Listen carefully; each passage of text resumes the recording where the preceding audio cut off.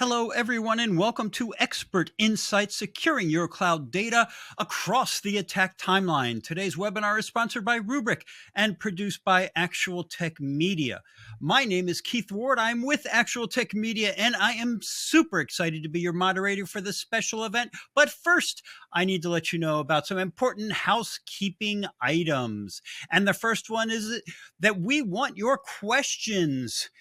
Just put them in the questions box in your webinar control panel, which should be right there in front of you. Now, that's also the place to let us know where you're logging in from today. We love knowing where you are, so tell us. Now, that webinar control panel is also the place where you need to go if something goes wrong. So if you can't hear or see something, let us know in that questions box.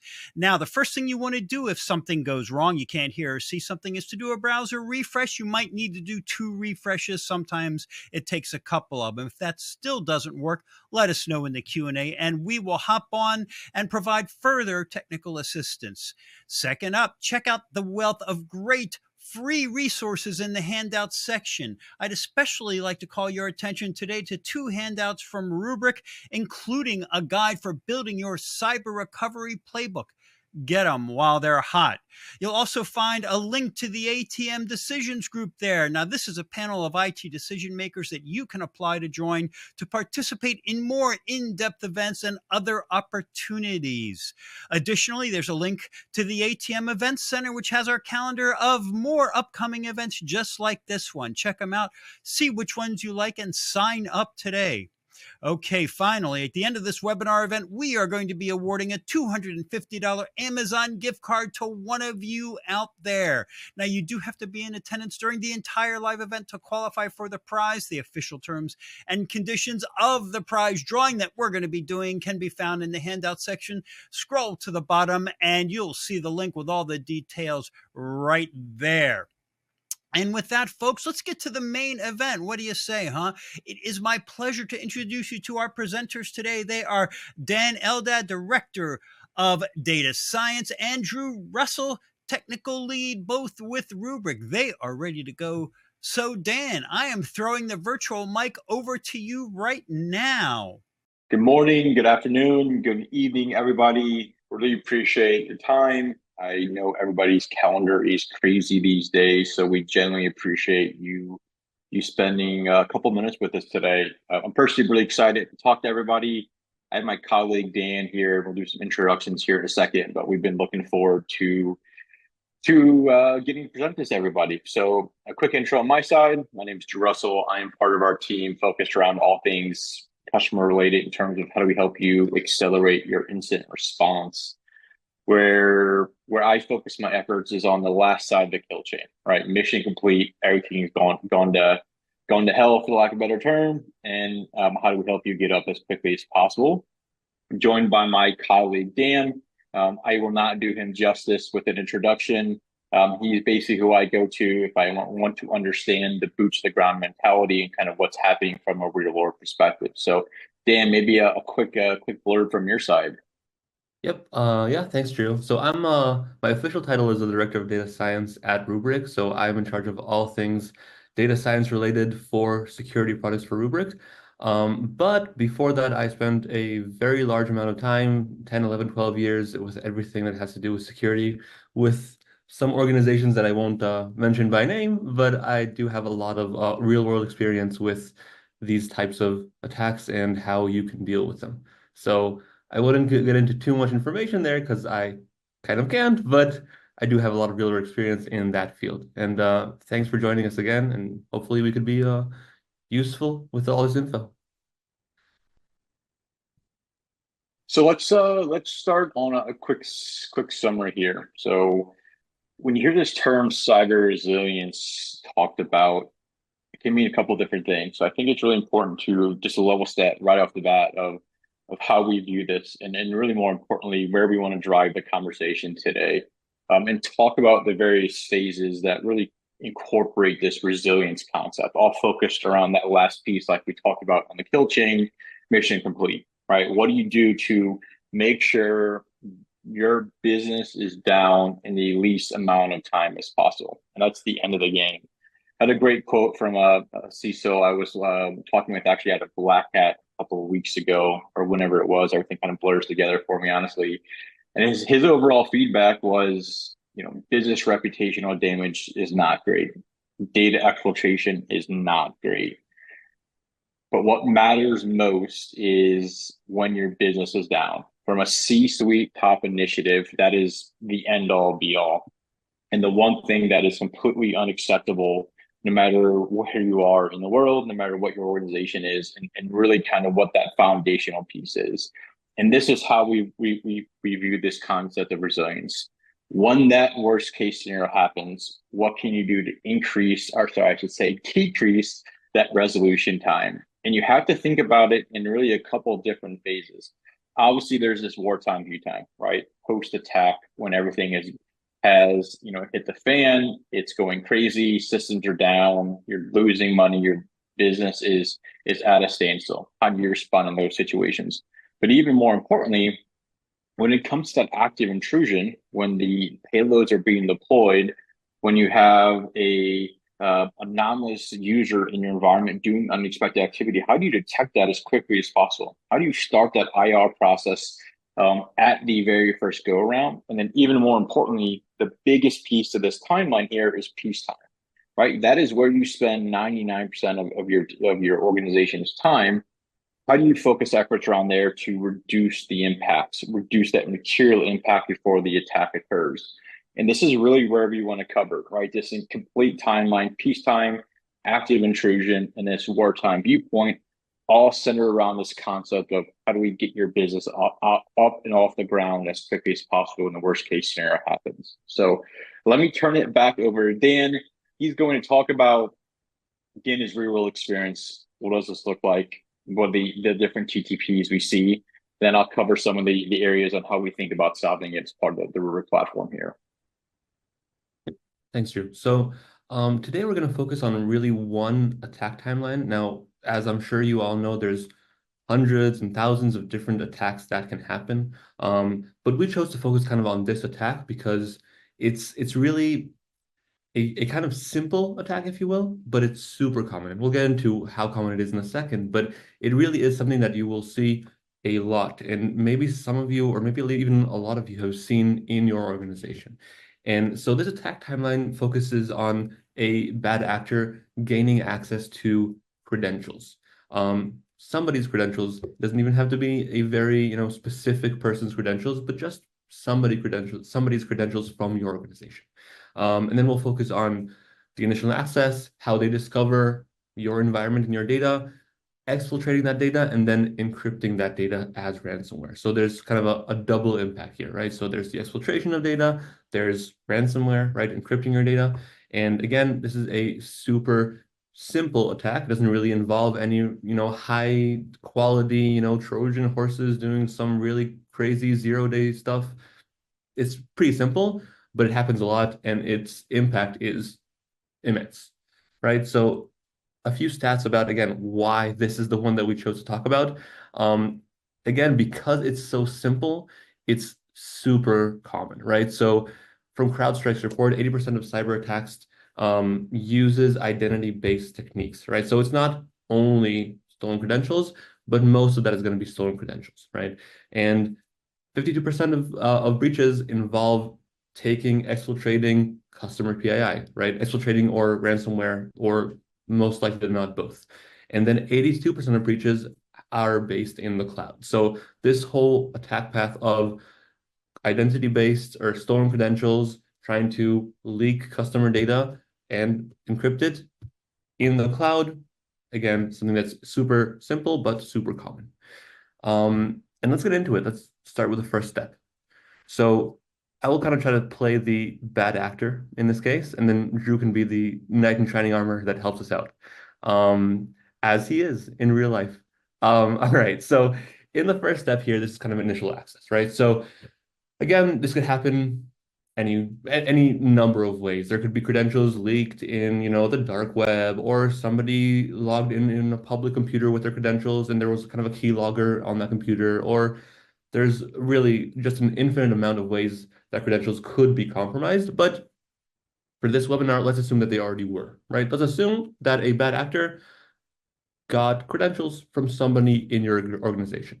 And we're also going to assume that they have access to sensitive data. Now, you could say, well, that's a hell of an assumption, right? I mean, not all credentials have access to sensitive data. Why are we assuming this?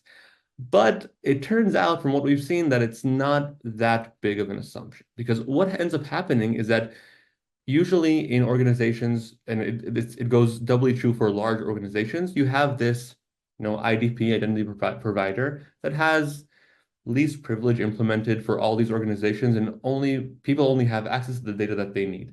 But as time goes on, this becomes less and less true. And what ends up happening, and we've seen this many, many times, is that really a lot of credentials have access to sensitive data that they should not have. And this goes in two ways. One, people get or credentials get lots of access they don't really need. And the other way is sensitive data starts spreading out in your cloud environment, right? It's not only in one place anymore. It's spread out because somebody copied some files to this M365 account, and somebody copied some sensitive data into this S3 bucket, and whatever it is, it spreads out, right? So me as a bad actor in this case, I'm definitely going to assume I have access to sensitive data because most likely or more likely than not, I actually will, right? So that's the first step here, and over to Drew. Yeah, so I think the way I always look at this is going directly into Dan's point. Users are breaking in today's ecosystem. We see it almost on a daily basis at this point. Of course, you have to be worried about your 0 days, your vulnerabilities at the perimeter. But the reality of today's world is that every single person on this call is their organization's weakest link. Like it's always coming back to users, and it's a really challenging problem to assume. So overall, the way we think about this is, throughout this entire kind of attack timeline, assume that person is behind your perimeter security, right? If that wasn't the normal day to day, like we wouldn't be able to pull up headline after headline around this. So from an initial access perspective, there's some really basic things you can do, and it's really easy to solve. But the challenge is, where do you even start? Where do you even focus your efforts? How do you have this visibility?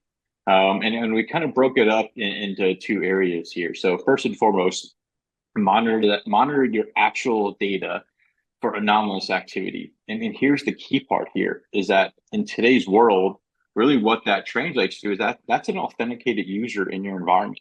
By definition, they've been able to gain access into your ecosystem through known credentials, right? The assumption is, if somebody within the Rubrik organization saw Drew doing some kind of activity in the environment, they're going to say, Drew's an employee. I specifically grant him access to it. You have to understand, what does their normal day-to-day look like? What are they doing that's out of the ordinary pattern? And how do I really focus my efforts on this concept of something unusual is going on? Granted, they may not be something nefarious. As an example, we saw a data analyst, the double click in Dan's role, uncoincidentally, accessing an S3 bucket in one of our customers' environment, and they were downloading, I think it was something like the tune of 20,000 proprietary piece of information to their laptop. Okay, great. Like it wasn't nefarious, but it was definitely against the organization's security guardrails, right? They went from the secure enclave into the user's laptop, which represented some kind of risk. So it's really important to think about this of, one, it's an authenticated user, very challenging to detect it from a normal business operation standpoint. But it also doesn't have to be worst case scenario. Just by looking at, hey, this user is not doing anything malicious, but it shouldn't be happening. How do we detect that type of workflow? And directly related, very, very basic concept. How do I reduce access?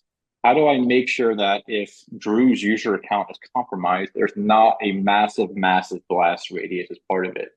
Real world example just from this week, new customer deployed in their AWS environment. And what we detected was over 10, actually, sorry, in this case, it was 6 AWS groups that all had identical privileged access to their main administrator group.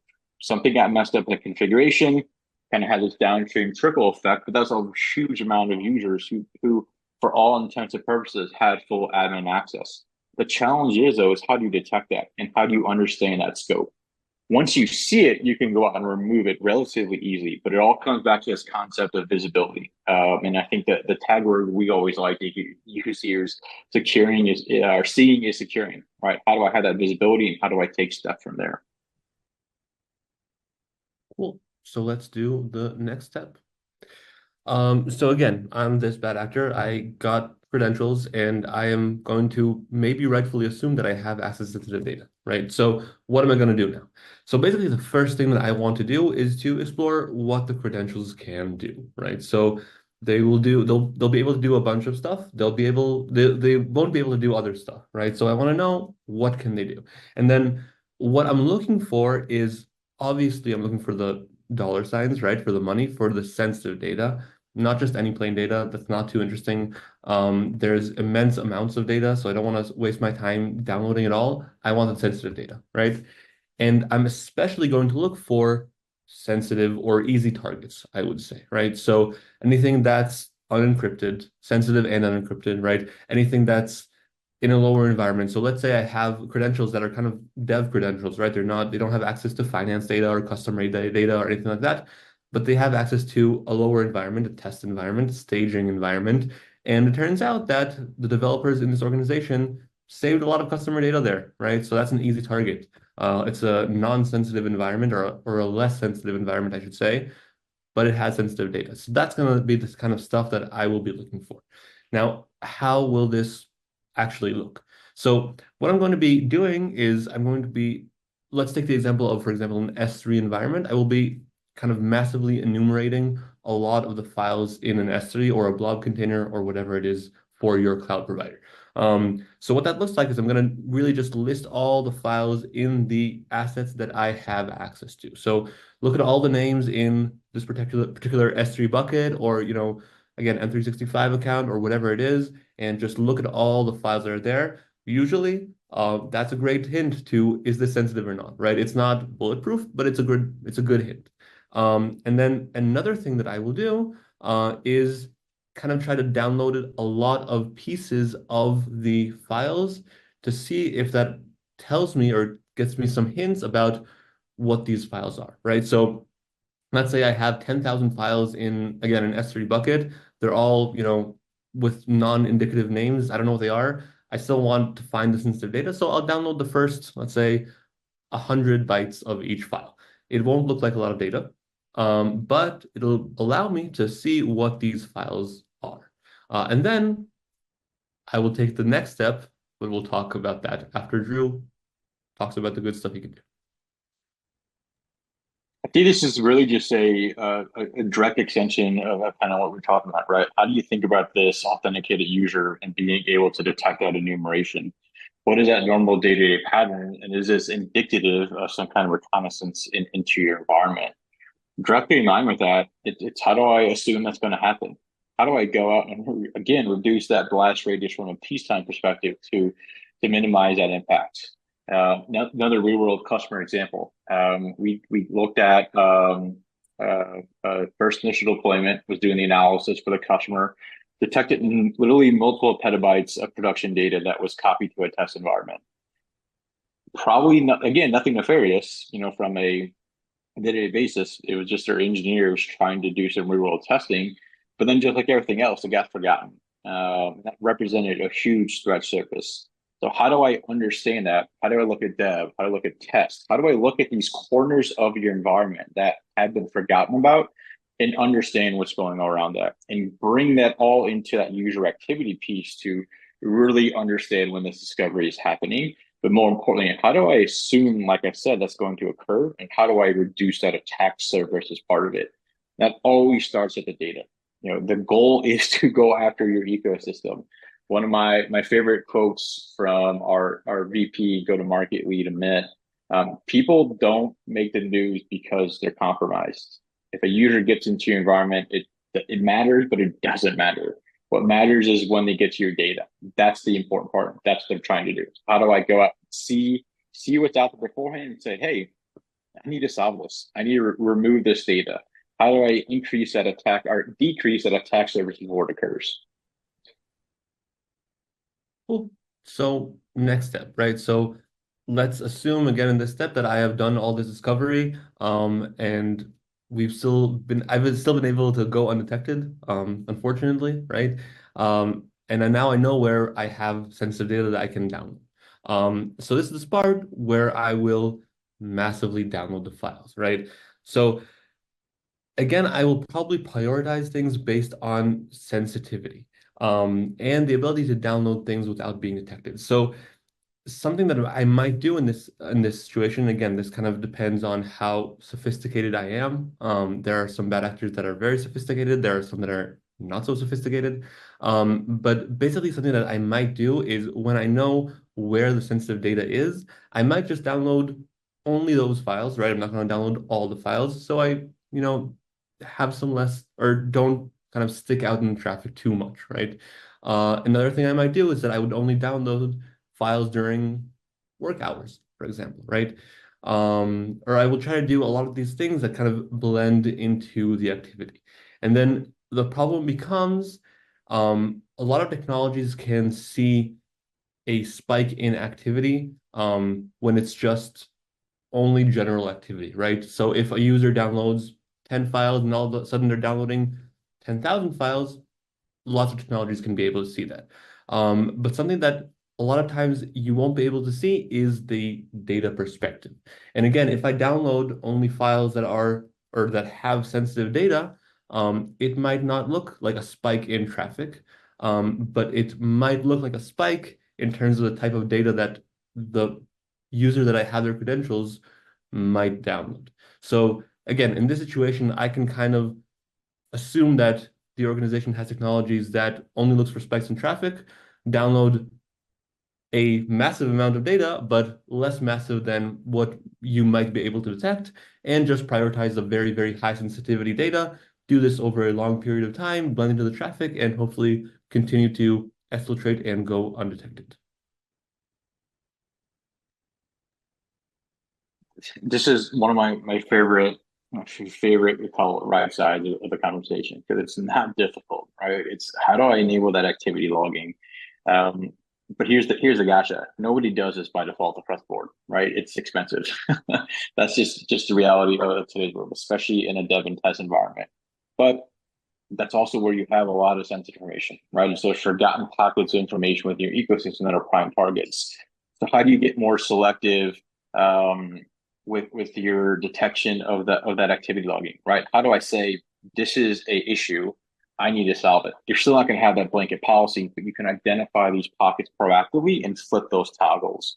Then to Dan's point, like I always go back to a customer around this of cat gifts versus on a call in an M&A document. All right. If I see a spike in 10,000 cat gifts being downloaded, you'll probably see that, right? You can send these activity logs into your SIM, correlate it, give you some kind of alert. But that gets really, really noisy really quickly, right? You don't have the ability to say, why do I care about it? But if I go out and say, hey, I know these are cactus. I don't care. You can focus your efforts elsewhere. It's all about understanding these patterns, but then just as importantly, look at that across the board.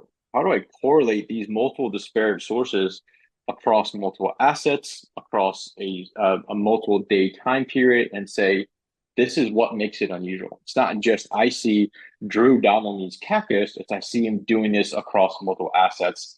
By the way, it's been happening for the last couple of days in this kind of trickle down fashion. And it's not cactus. It's all of my customer data. It's all of my M&A plans.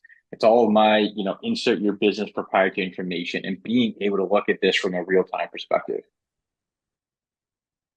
And now we've reached the kind of last active step of this attack path, which is encryption, right? So I want, as a bad actor, to get the most money I can, right?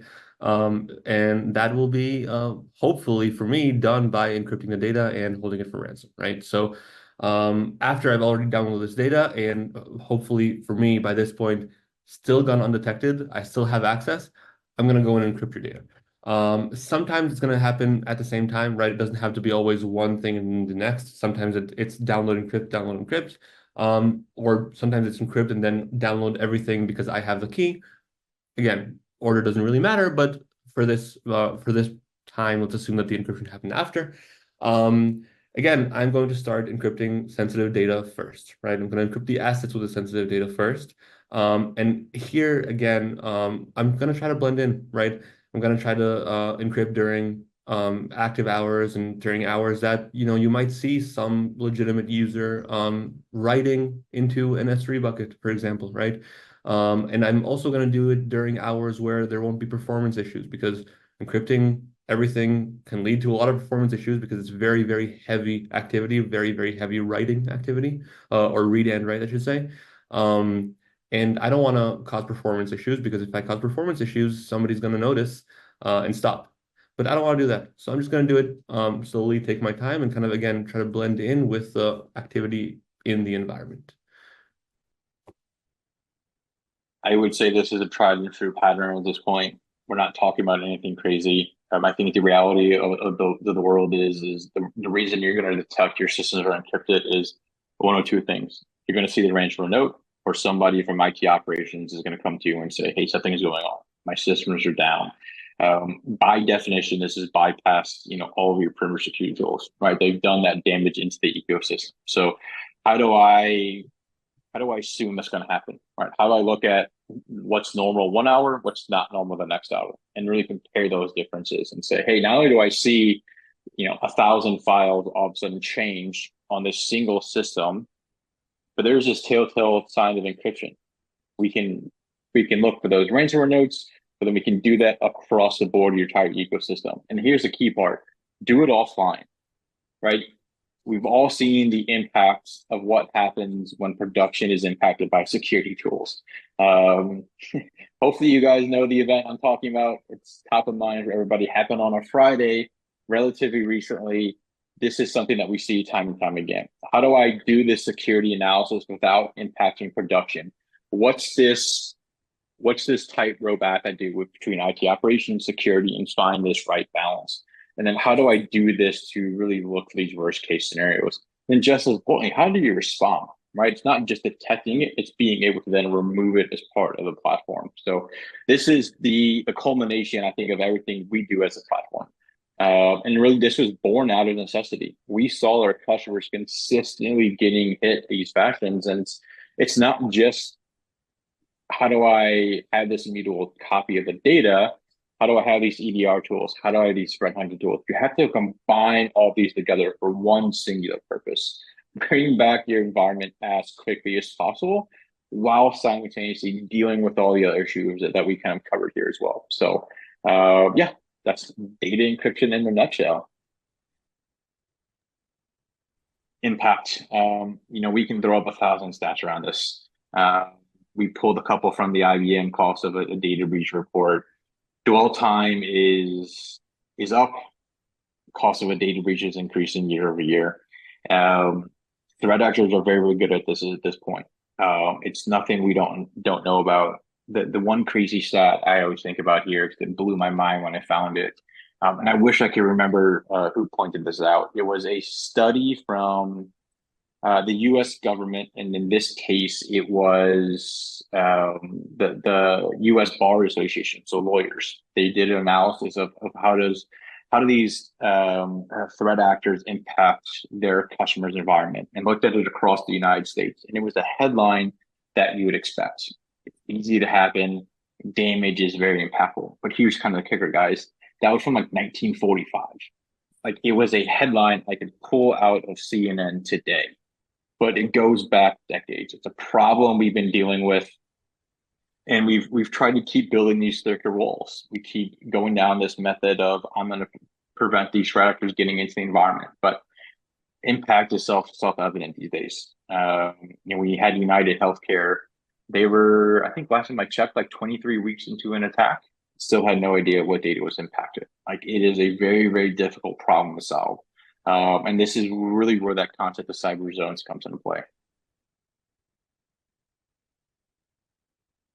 Here comes the fun part, guys. Demo. Let's walk through the UI. Dan, if I could, I will switch to screen sharing. Yep. I'll cover the quick hits for the folks on the webinar here. Call it almost an elevator pitch or elevator demo. But I really want to about each of those attack timelines that we went through here. So I'll start worst case scenario, right? As I kind of hope we hit on multiple times here, everything we do as a platform is focused around this one singular concept. Your business is down and you have to get up and running as quickly as possible. I always like starting on our overview of what we do on this screen. And here's my favorite part. Anybody in the security team is thinking to themselves, I already do this. I already have anomaly detection. I have EDR. I have threat hunting, Mandiant Chronicle. I can pull these different stats based off of the workloads I do. Every time I walk into a customer SOC, look at information they're looking at, it's not unusual. But what is unique here is kind of how we approach it, where usually these are disparate systems that are designed on prevention, right? They're all about how do I stop breaches? How do I prevent this from occurring? Well, our approach is you can't, right? You can minimize it, you can decrease the likelihood, but at the end of the day, threat actors have shot after shot after shot, and they're going to get past your perimeter security, especially based off that user access. So everything that you see here is designed around that singular goal. If a data encryption event occurs, how do I almost instantly understand what is that scope and where do I recover to? And it's not just going back to, hey, I see this encryption deployed yesterday, I'm going to recover to 2 days ago. If you do that, you're going to get into a Groundhog Day situation. You're going to keep reinfecting your environment time and time again. We've seen this go wrong. Our ransomware response team is like probably engaged with 3 to 5 customers as we speak, and we know how difficult this can be. We've seen this go haywire. We've seen what could take days, take months if you do this incorrectly. So this is very much what we're trying to do on the back end. Take these disparate pieces of technology, bring it all focused around this singular concept of how to recover as quickly as possible. And here's the key part too. This is all done on an offline copy of your environment in a secure enclave that is fundamentally designed to withstand these attacks. And it's tried and true. As I talked about, our ransomware response team is engaged constantly on this. It is a battle-tested piece of hardware. I always think about it as that bunker buried 30 stories underground with reinforced concrete that's designed to withstand any kind of attack. But also the important part is it's completely offline. So in this case, we're scanning every single piece of data in your environment, pod, dev, test, to the tune of almost 450,000 IOCs. Think about what that means. Think about the ability to this very, very broad, very, very continuous IOC scanning. And this is based off of Mandiant. We've partnered heavily with them, and when it comes to IRs, this is their threat feed that they are constantly updating based off of real world intelligence, right? The world's leading organization that you want to bring into the fight. Now I can take every single IOC in a threat feed and scan every single piece of data in your environment without worry about how do I take down your ecosystem, because it is all offline. It's all about how do I take these tool sets and then give you the ability to recover as quickly as possible. I'll cover a couple of operational pieces of what that actually looks like from a real-time scenario. First and foremost, what systems were infected? Where did I see this actual encryption attack deployed? What systems were your zombies? What systems were the victims? And by that, I mean, where was the actual deployment of ransomware occurring? And then how do I identify that very quickly? Just as importantly, how do I do that with the assumption that all of your EDR tools are bypassed? Easy example, hypervisor encryption. If you're not familiar with the hypervisor, this is what your virtual machines run on. By definition, EDR tools can't be deployed on this. And also by definition, if you take off the hypervisor, you're taking out every single virtual machine instantly as part of it. So instead of having to go through and compromise, in this example, 10 virtual machines, I just do it at the host level. Take down everything almost instantaneously. How do I identify that? How do I give you the ability to see even those worst case scenarios? If I look at this more from a application level, I can also look at the telltale signs of an attack as it's occurring, right? I can see different files being added, being deleted. And here's the key part, is that this doesn't have to be a complex analysis. If I look at a backup of your environment or an offline copy from yesterday and today, there's minimal change, right? I'm not doing a complete analysis of the operating system. I'm just looking at what changes from an incremental standpoint. And based off of that, I can easily detect, I shouldn't say easily, but I can detect those ransomware events and identify what actually was hit as part of it. The other really cool part here is if you look at the sensitive hits column, is I can very quickly tell you what data was in scope. In this case, it looks like there was an attack at on the 19th at roughly 2 a.m. in the morning. And I can instantly tell you what data was in scope, right? I can go back from a historical timeline perspective and say, this is what was included in the attack. This is what the threat actor had access to as part of it.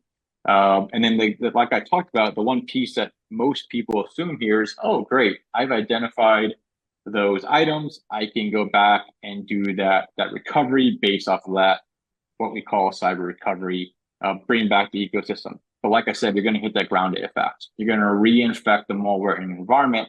So how do I go out and identify that from a point in time perspective, which is where this threat hunting comes into play. I think I have some from a couple of days ago that I can highlight where I want to go out and identify that specific point in time when I detected that malware in your environment, right? Think about it from that dwell time perspective, where it's sitting there, hasn't been activated, but I know it's within your system. And here's the key part, again, is that we're doing this completely offline, and we can do it from that historical timeline perspective. So I can look out and say the encryption event happened yesterday. I'm going to systematically go back day by day by day by day and do this threat hunting till I see this within your environment. And what that means is that it's fully automated, right? There's no process as part of it. You're not restoring a virtual machine. You're not doing your scan. You're not sending it to IT operations, rinse and repeat. This is literally just a click of the button in the product because we have that secure enclave. We can do all this analysis.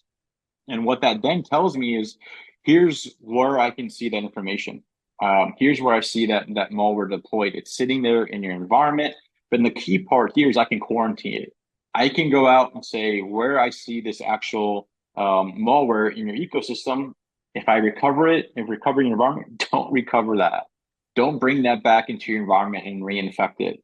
And do this all automatically out of the box. And then just as importantly, if I go back to the anomalies here, how do I hand it off to my IT operations team? Right? How do I take what is intrinsic to us from a security perspective and saying, I need to identify this specific point in time, but now I can go out and quickly relay that to my IT operations team because that's built into the products. Our end user is a combination of the security folks and IT operations. The way we think about this is SecOps decisions with IT operations execution. So all I have to do is tell them to select the snapshots that they have in place. This is all kind of terminology they know and love. But by default, I'm saying I want those snapshots to not include any encryption, and I don't want them to include any quarantine files. That's it. All the SecOps decisions are built in out of the box. There's no complicated handoff process, which is, again, all focused on bringing back your environment as quickly as possible. The other really key part here too is how do I tie this into the user side of the house? How do I look for that anomalous user and, for the lack of a better term, start quarantining that user itself? Very analogous to what we're doing on the anomaly side. So if I switch over to our room here, I'll focus around that user activity piece. This is kind of where you start seeing the other piece of the equation start showing up here. Before I jump into what alert is, I always highlight this particular card. It's one of my favorites part of the UI because from a design perspective, its initial goal was just to tell our customers that, hey, Rubrik's actually analyzing your environment, showing the day-to-day workflow, it's working, things are going as you'd expect. In a real-world environment, this would be relatively smooth, right? Normal day-to-day activity in your environment doesn't change too much. But what we quickly saw, though, is that we are seeing spikes analogous to that anomalous activity. And it was a great 100,000-foot view for teams to understand what is going on, what is unusual, and how do I quickly see that at a glance. Then just as importantly, how do I start operationalizing, which is where we want to start highlighting these different risks as part of the platform.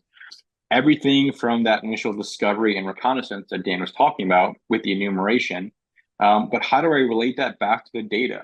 And why do I care about it? So in this example, The uh, the event triggered over a couple of hour time period, but it's gone across multiple assets. We see this threat actor in this case looking at multiple S3 buckets across prod, across dev, and correlating this different activity.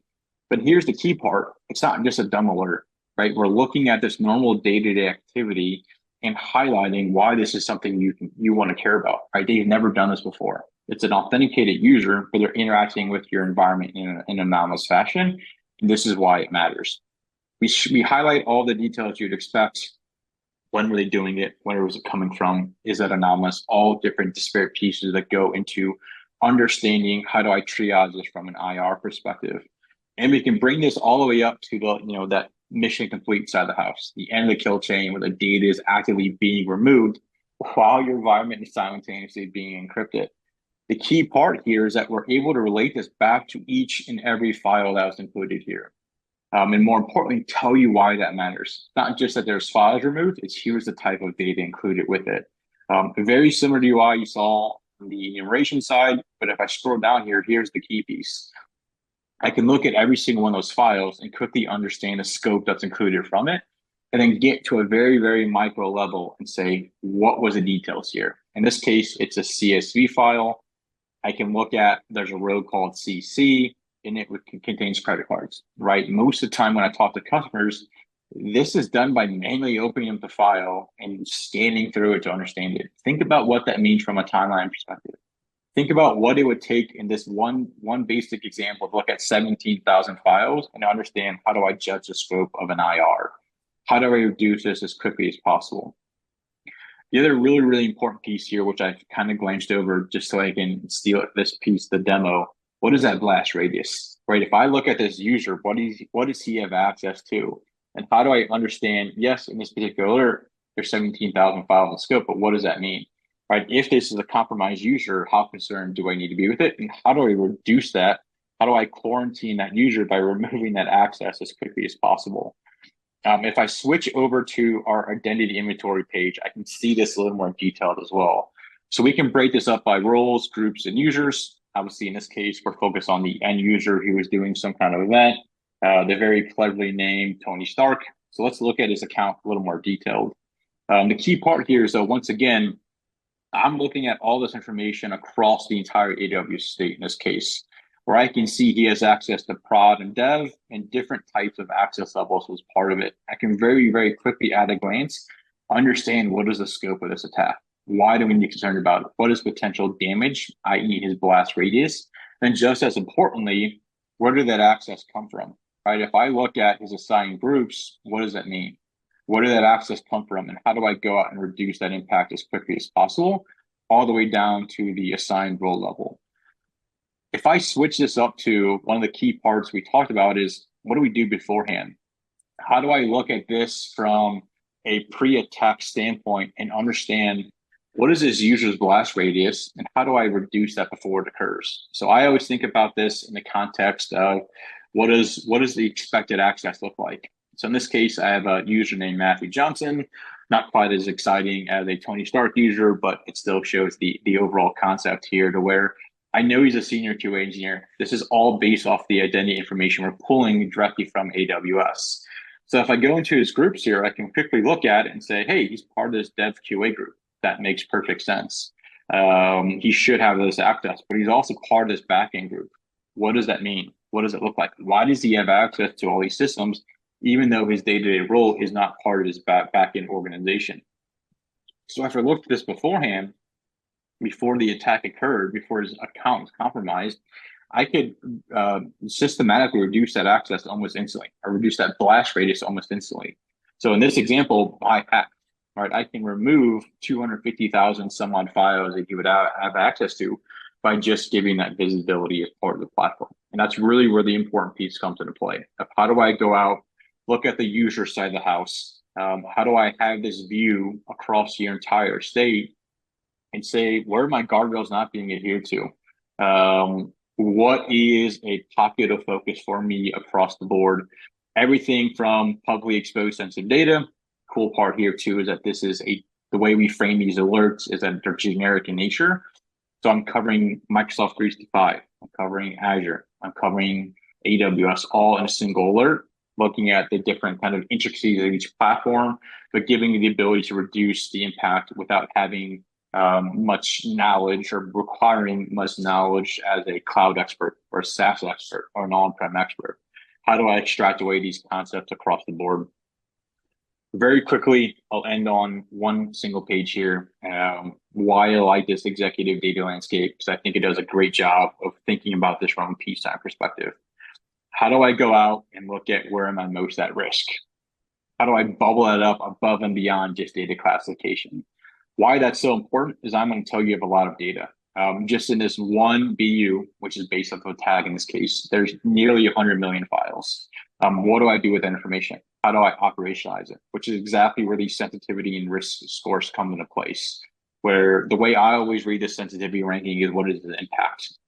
Very simply, there's a bunch of heuristics that go into it.